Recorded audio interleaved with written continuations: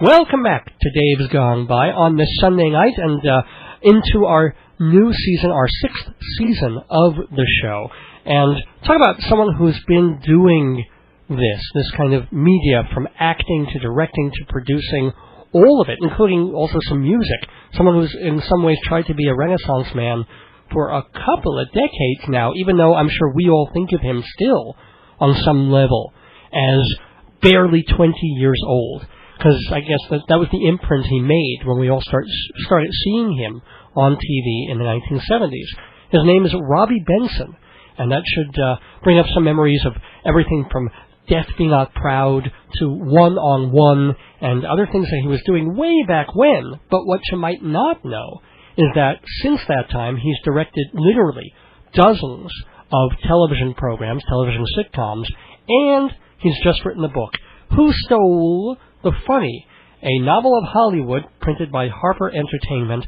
Robby Benson, actor, writer, composer, award-winning star of stage, screen, and television.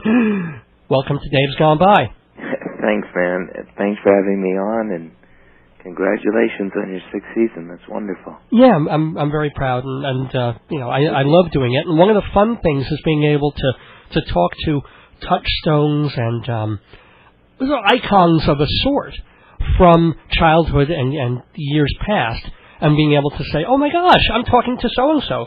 So how are you doing, so-and-so? How have things been? Well, for this so-and-so, things have been very, very good. Such as?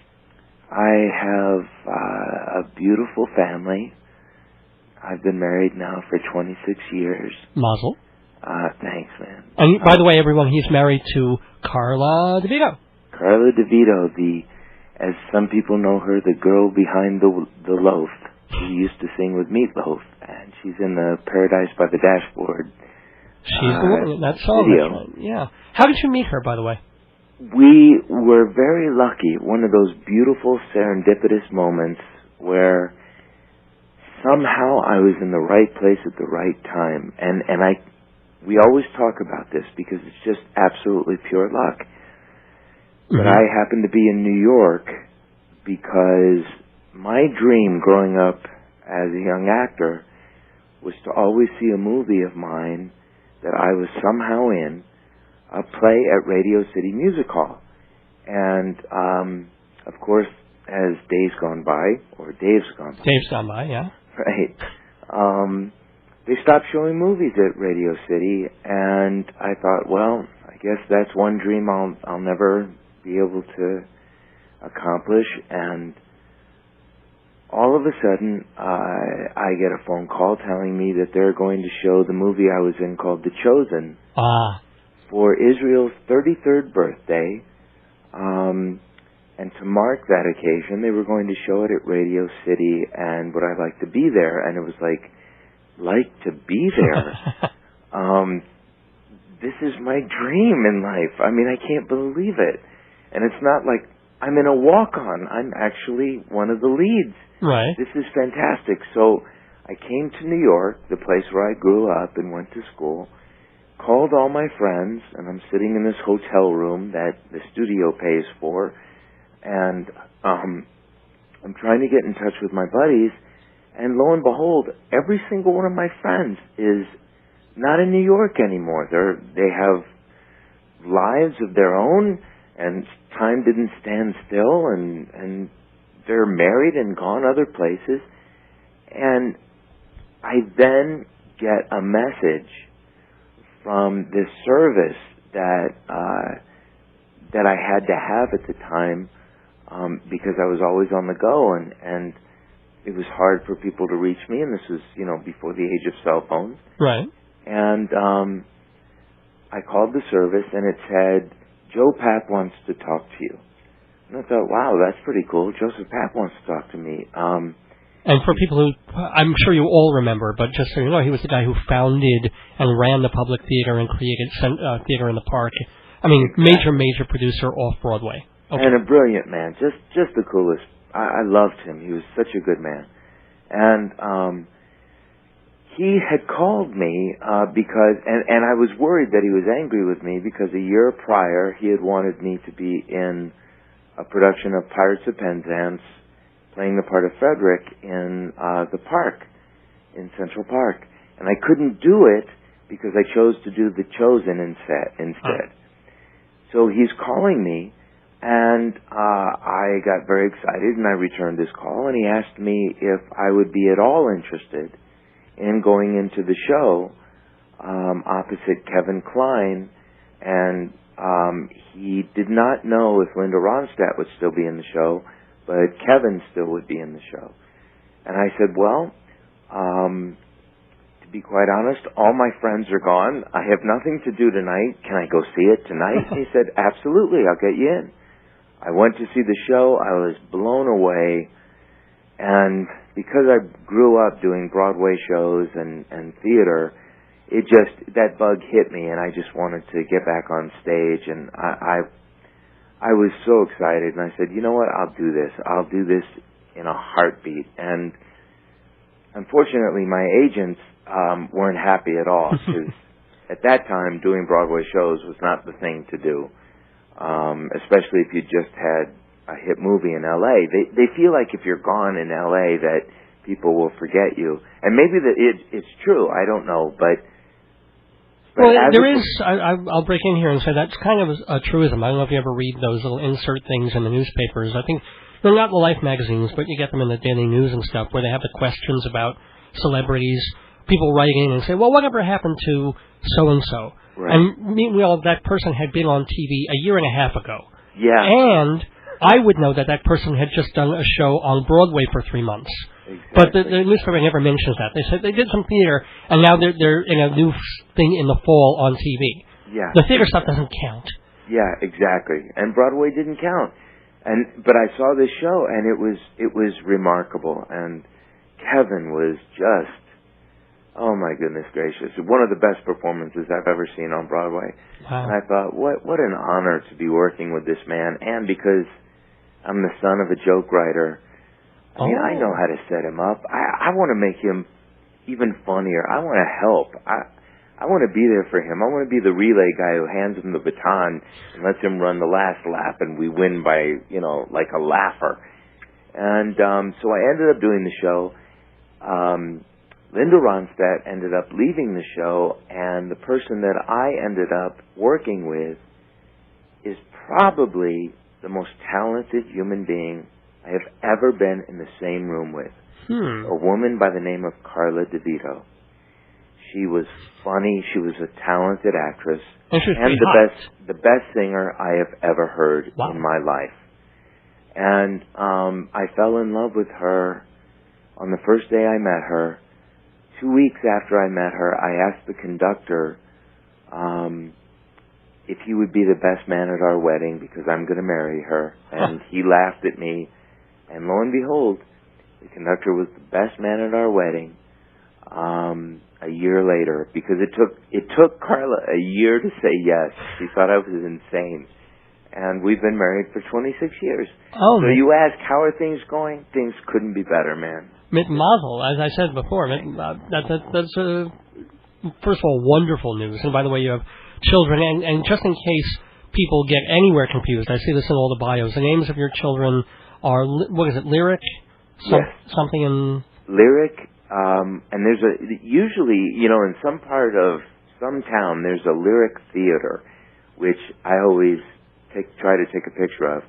And to me, Lyric is a really beautiful name, and it's something that to me embodies who she is. I don't know how to explain it, but music being the international language, and the real brains behind the music usually is the lyricist. I guess Stephen Sondheim would accede to that. So yeah. But I also want to make clear that this is no relation to a young girl, apparently, or a woman named Lyric Benson, who was murdered a few years back. And God forbid, but just so people don't think it wasn't you. Our hearts still go out to her family. That was not only a tragic day, but that day was one of the most frightening days I've ever spent. I've had 3 open heart surgeries, and I've had some pretty scary days, and that particular day was absolutely so frightening to us at first, trying to find out if it was our child, and because she was away at school, and then finding out that it was anyone's child. Well, yeah. It just absolutely is horrible. But anyway. But and also you have a son. We have a son. He is the coolest kid you'd ever want to meet. His name is Zephyr. Like, some people, you know, when you look up Zephyr, if you have a decent thesaurus, Zephyr could be a cool wind, a warm breeze. It could be a west wind. If you have a great thesaurus, it's a messenger of peace. Oh. And that's basically how we think of him. Now, see, with names like that, though, one would figure that you weren't really a child of the 60s, and your parents, as you said, your dad's a joke writer, so it wasn't that you came out of a quote-unquote weird, hippie, communist place, I'm assuming. You know, it's funny you would say that, because I've always thought of myself as a hippie. Oh. Yeah.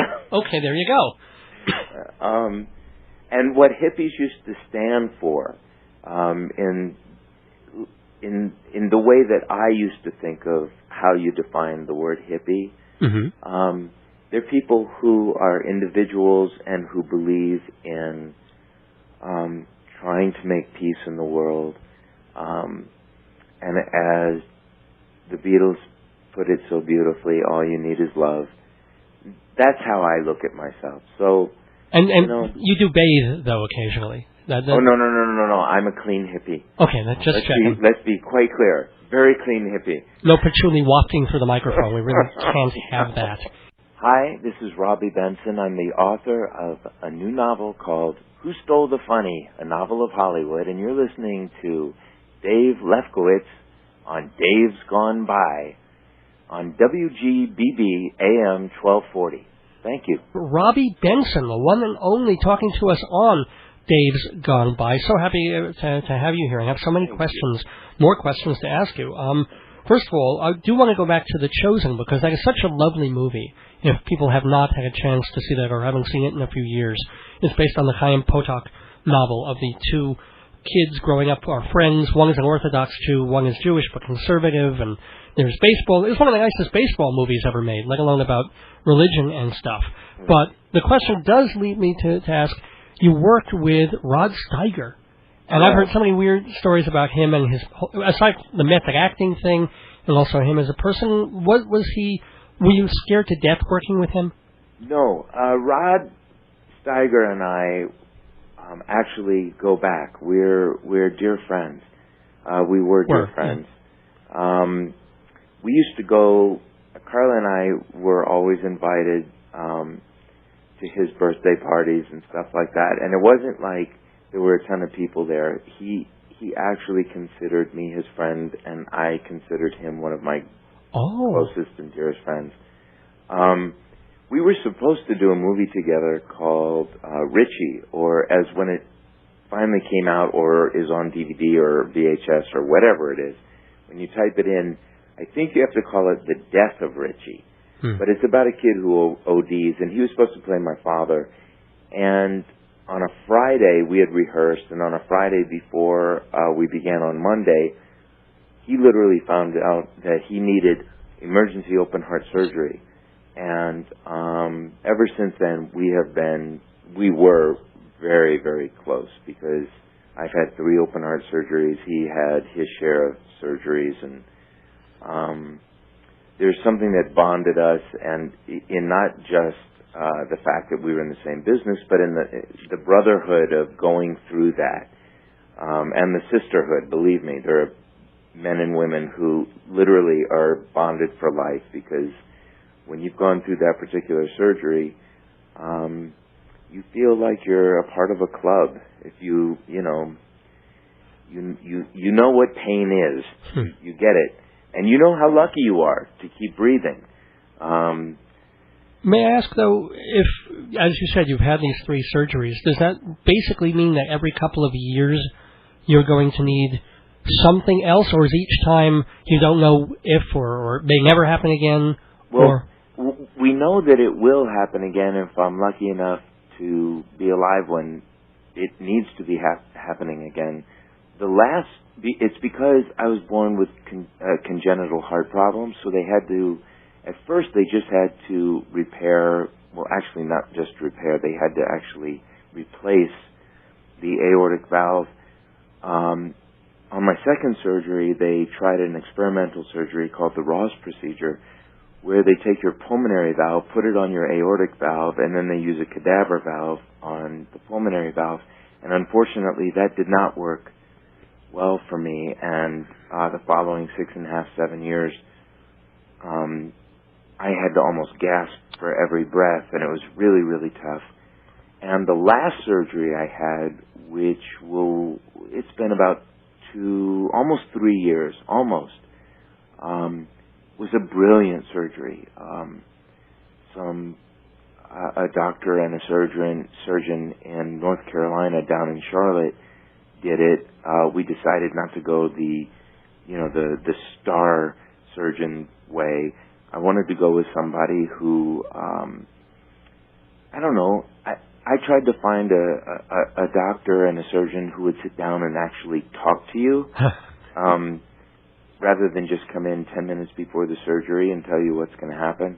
And these men and the people and the staff of where I had the surgery actually did such a brilliant job that even if something were to happen to me tomorrow, my quality of life has been enhanced to the point where I feel normal again. I feel I can play with my son. I can, go for long walks and runs and be active. It's just absolutely wonderful. It's given me such hope. Wow. So, and what happens, unfortunately, is like the valves will give out, especially the pulmonary valve, which is on the aortic side right now, should last a lot longer because it's my valve. It's not, Well, wouldn't an artificial one last Right, forever? It's not an artificial object that's been placed in the heart. Right, but, yeah. But that valve will have to be replaced, and it usually is between 8 and 12 years if you're lucky enough. And we're going on 3 years. But I'm ready. I mean, especially with these doctors, I'm very headstrong and ready to get in there and fight for my life, and I know they'll do a great job, and I'll come out swinging and ready to get up, stand up as quick as possible, and walk and do all the things you got to do fast. Well, matter of fact, if anyone's listening and they're about to have any kind of surgery, my advice is to get out of bed as quickly as possible. The bed is your enemy. You must get up and try to start moving, no matter how painful it is. Of course, that's if that's part of the protocol for your surgery. If they cut your legs off, it's not probably right. That's not a good thing. Right. Yeah, I wouldn't say that. No, but it's true. Like I had hernia. I mean, not even comparable, but a hernia surgery a couple of years ago. And after you've had surgery, you really don't want to do much. But they're like, nope, you got to go to the bathroom, or we can't let you out of the hospital. And I'm like, okay, bring me a cup. And they're like, no, walk over to the place and go to the bathroom. Yeah. And it took me a few hours. Yeah. But well, that was fun. Anyway, we're part of a brotherhood too. You're not going to believe this. I have had 3 hernia surgeries. Oh. Two of the basic surgeries, which are on the left and right side of the groin. Yeah, And then one that is up it's just under the right rib, which was such a unique hernia that I was at a teaching hospital at the time, and they kept bringing all these students through to show them, and I always had to lift my shirt up, and they went, my goodness gracious, we've actually seen one. We thought we could go through a whole career without seeing one of these.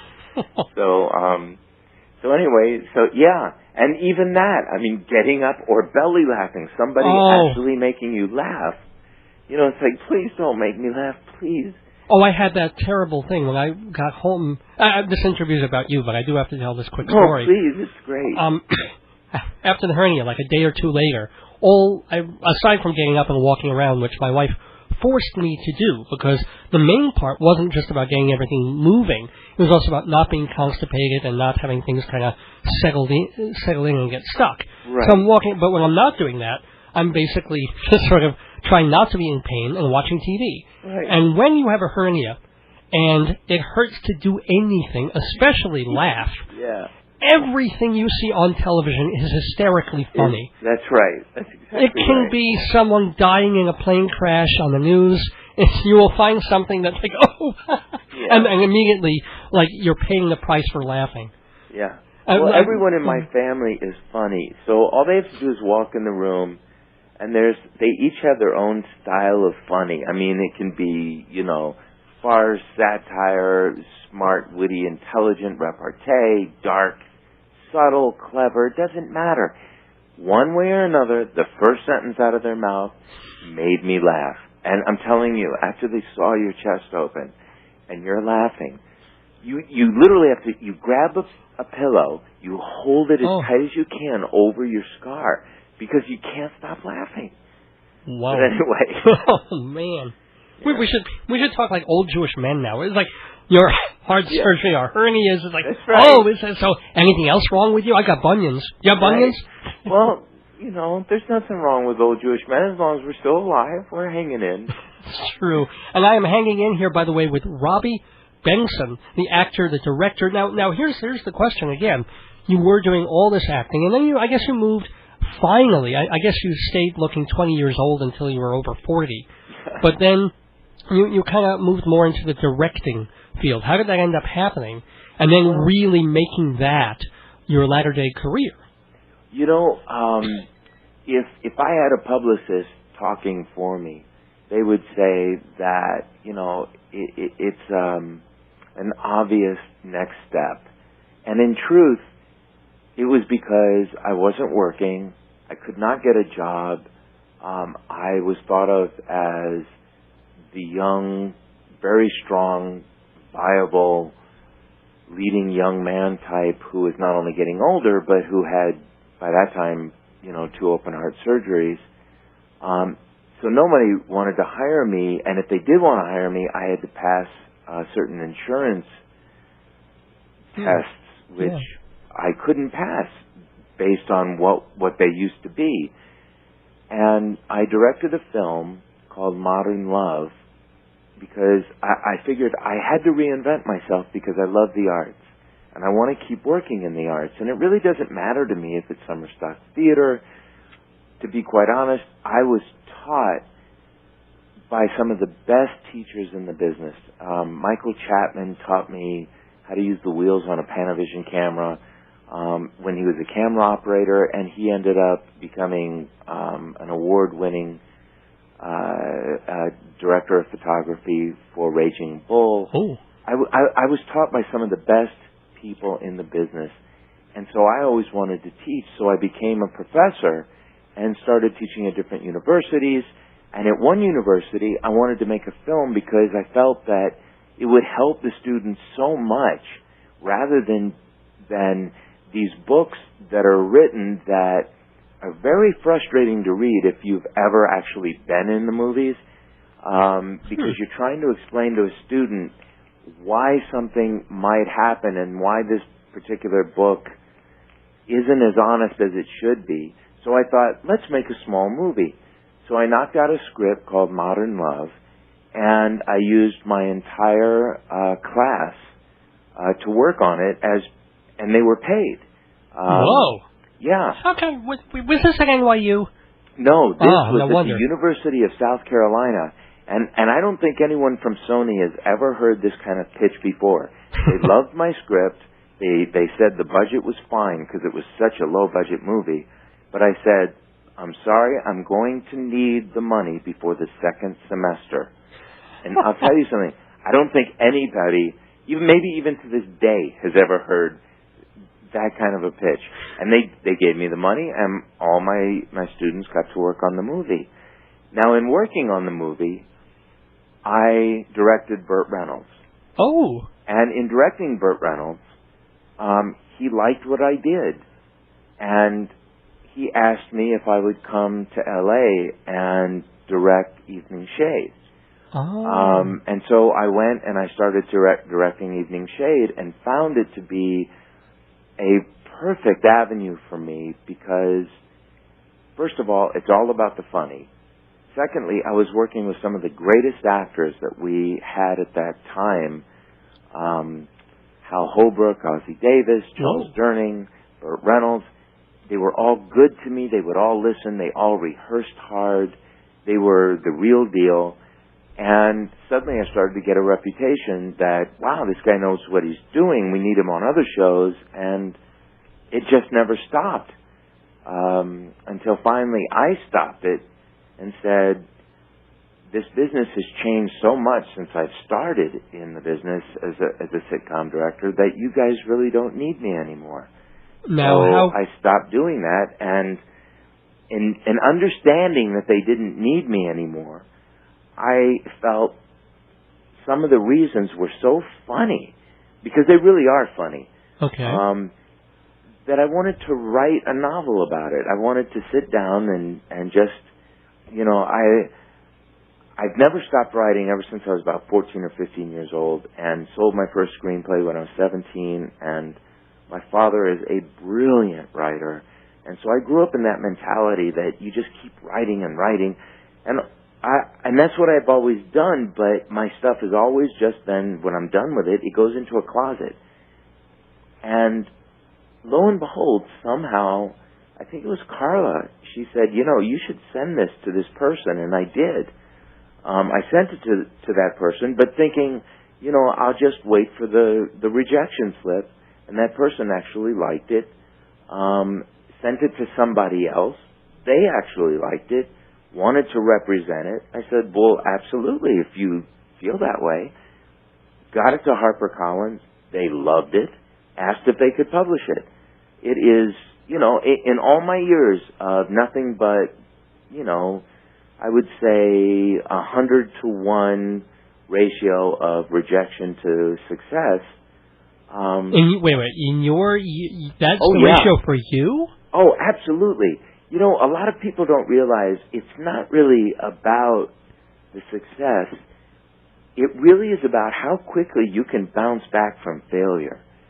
If you can pick yourself up off the ground, have a good attitude, and come fighting back. And that works, believe me, that works for surgery. Well, yeah. But that works for the arts as well. Because you learn so much. You can learn so much from rejection and from failure. And, you know, if you can get up and try again, then all of a sudden people have this perception, and perception is such a key thing in show business. People have this perception that you're successful. Well, if you want to look at the one letter that says, yes, I'm successful, I'll show you a secret. Come into this closet, and when we open the door, step back. And all of these rejection letters will come flying out at you. Well, that's the way it is. Even all the famous actors, we don't know the film roles they didn't get until you read the William Goldman book or something like that. But absolutely. But you have to admit you were lucky in the beginning. I mean, people knew who you were when you were still in your teens. Well, I can tell you this. That when I say that I sold my first screenplay when I was 17, I had written probably about 15 screenplays before the first one sold. So it sounds like, wow, this child prodigy, or isn't this remarkable, blah, blah, blah. But by the time I was 17, I actually had savvy and a callous skin, even though my heart was still the same, but I had a callus around my heart. If only. Yeah. That would really help you if you really had one of those, actually. But, no, I know what you mean. Hi, this is Robby Benson. I'm the author of a new novel called Who Stole the Funny, a Novel of Hollywood. And you're listening to Dave's Gone By with Dave Lefkowitz on WGBB AM 1240. We should mention that the book that you've been talking about, the book that you pitched and that you sent to the friend and they liked is called Who Stole the Funny, a Novel of Hollywood. It's, as you said, printed by Harper, and it's a novel. It's a very, very satirical, spoofy, tongue-in-cheek novel. I've begun reading it, but I get the feeling, what I really wish I knew is how many of the little stories that seem so outrageous in here are based on things that really actually happened. Well, it's a novel, but I'll tell you something. There's no way to outdo Hollywood. There really isn't. I mean, when you look at, let's say, the tabloids, or not even the tabloids, when you watch a show at night about Hollywood, and somebody being absolutely drunk out of their mind, who's an incredible star, ranting and raving, saying anti-Semitic things and this and that, it's very hard to compete with that. So what I had to do was I had to show the insanity and the absurdities from the point of view of one character in this, and make this character very flawed, but flawed almost in a self-righteous way, and it keeps coming back in his face, and that's part of what's funny about it, is that, yes, a lot of things are pieced together with glue, with spit, however you want to put it. Some of these incidents actually, in one way or another, have taken place when I've been there. Oh my gosh. Please, you gotta give us one, if you don't want to use somebody's name, all right, but you gotta give me one incident that was just like, you stood there, or sat there wide-eyed, and I can't believe this is happening. I will give you two. Okay. I'll give you the reason I wrote the book. The reason I wrote the book is because it was a Tuesday on a Monday-Friday show. And Tuesday means it's the first day that you're working with your actors. And it was about 11 o'clock in the morning, and I got a phone call, and they said, it's an emergency, it's from your agent. And I ran to the phone. I picked up the phone, and my representative said to me, Robby, you're in big trouble. I went, big trouble? Why? What did I do? And he said, oh, you've really done it this time. Please tell me, what? I'll fix it. I'll try to make it better. You can't make it better. You're in big trouble. Well, with whom? Yeah. With the showrunners. The showrunners, I've only met them, for like 5 minutes. By the way, you might want to explain what... The showrunners are the producers who actually get all the credit for everything that happens. Not the crews, not the people who kill themselves for every show, but the people who sit back and get paid a ton of money. And when you're watching the credits of a sitcom and wonder how come there are 15 or 20 producer credits, it's because that's how they get bumped up in salary, not with anything other than getting a producer's credit. They don't. Most of those people wouldn't know how to produce. I don't mean that in a hateful way. It's actually the truth. There is a line producer who is actually a producer, but in order for the writers to make more money, they get a producer's credit, and then they get an associate, and then the executive, and then so that kind of thing. So the showrunners are the top of the line producers, and they were really mad at me, and I had only spent about 5 minutes with them, and my agent said, you're in trouble because they said you're trying to elevate the quality of their show. And I stood there and I thought, you know what? That is really one of the funniest things I've ever heard. Because it's not like laugh out loud funny, but it is the kind of funny that, let's say, a Patty Chayefsky or if it was in What Makes Sammy Run, or if it was in Network, that would be the kind of thing you would remember all your life. Almost like my mother, my sister, my mother, my sister. It was Chinatown. It was, you're trying to elevate the quality of the show. Now, can you say what show this was? Can you actually? No, I can't tell you what show it was. But was it a famous one? Was it a show that we would know, or did it never? Yes, it was a famous show. Wow. Now that absolutely blew me away, and that's when I knew I was no longer needed there, because when I first started working, everyone loved me because they said that I was passionate and I cared about their shows and I nurtured their shows. In my book, Who Stole the Funny, there's something called a Hollywood Dictionary. And as you start reading the Hollywood Dictionary, passionate, which used to be a wonderful thing, is defined as a pain in the ass. Also in the Hollywood Dictionary, let's say the word brilliant, that's defined as mediocre. The word genius, see brilliant. So that's the kind of book it is. The second incident that I can tell you about, and again, I can't tell you who it was or what show, but I will tell you this actually did happen. There was a very famous actor who got in her car, and I have to explain that there is no gender for actor in my eyes. There's no actor, actress. It's all actor. Yeah, an actor is an actor. Okay. And she got into her car, and she tried to run over a network executive. I dove and saved this man's life. Oh, my God. Yes, that's how close it was. Now, I will tell you that the famous actor never once apologized, and the network executive never said thank you. So that's the kind of book it is. Can you tell me why you can't say who these people are? Why can't you? In the book, it is a person on this particular project called I Love My Urban Buddies, and they try to run me over. So what this book represents, to be quite honest, is the insanities put into a gigantic, let's say, kettle for stew, and it marinates for the 15 or 20 years that I've been doing sitcoms, over 100 and something episodes, and what comes out is what's entertaining and funny. And what would be a good read? I wrote, like the movies, like when I wrote One-on-One, I wanted to see that movie. When I wrote Who Stole the Funny, I wanted to read that kind of book.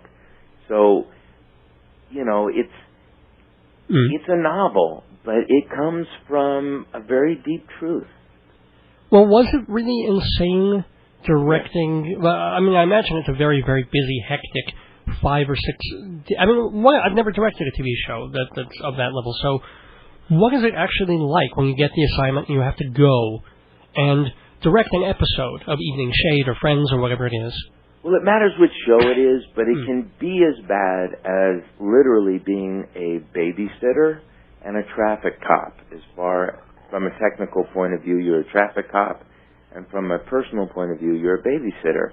When it got to that point, where to me, that's the state of that particular genre, which is sitcom.